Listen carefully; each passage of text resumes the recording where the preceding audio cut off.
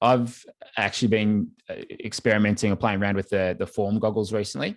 So they sent me some of the goggles, and I've always been a bit old school against technology. I'm not a fan of wearing a watch in the pool, because I kind of like to be in the moment and just use the stop clock to get my time. But I've been using the form goggles for my longer swims. The sprint ones, I don't like to wear them, but for anything that's got a bit of distance in it, I've really been enjoying it, because it's pretty amazing to have that instant feedback of your split for each 50. You can see what your pace is, and you can see what your pace is for the effort output now, or the effort level. And I think I can judge that stuff well, because I've swum for a long time. And so I don't think I need the goggles to tell me what pace I'm going at.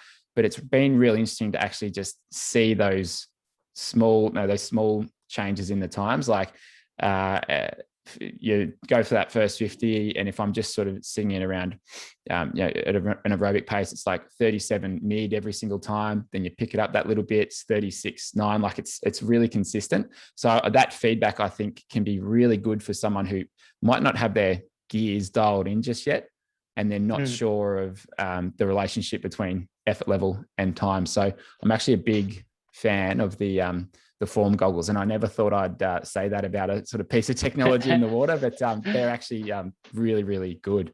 Have you tried them? Yeah, I tried them, but it would be interesting.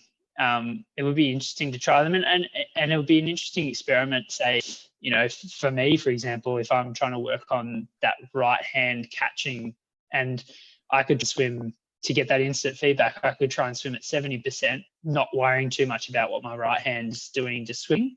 And I could do 100 and see what I come in on, and then try and work on the hand pulling and catching a lot better, like we talked about, and then get that instant feedback. So I think if you do it for that specific purpose, that could be really interesting, and try and match it up with the different cues that you've been given and try and work on that specifically. Yeah, that's a really good example of how you could use them. And often when I'm working with someone and we're not sure whether this might be the right change for their stroke, if we look at them and there's something that we should change, but it's like, well, it might improve you, it might make you faster, but it might not, because there's a range of what elite swimmers do, and and we want to sort of experiment with that. So that's kind of what I'll suggest them. It's like in a set of, say, 10 100s, do one with your current technique, do your second 100 with that change, and just see if there's a difference in time.